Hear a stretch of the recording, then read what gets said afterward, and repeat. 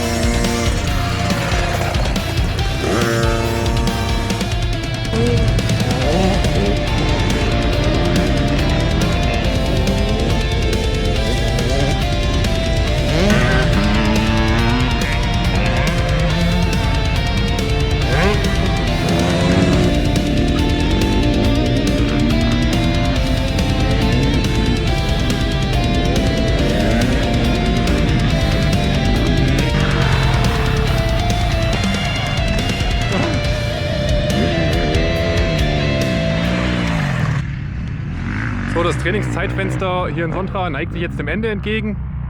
Der Gunnar ist über den Tag super zurechtgekommen mit der Strecke. Durch das so viel los war, musste der Henning mit der 50er dauerhaft auf der Kinderstrecke fahren. Das war auch sinnvoll, aber da hat er riesen Spaß gehabt. Wir waren jetzt zum ersten Mal hier, hat uns gut gefallen. Wir werden auf jeden Fall demnächst wieder hier fahren. Wenn euch das Video gefallen hat, gebt uns einen Daumen nach oben, abonniert unseren Kanal und tschüss, bis zum nächsten Mal.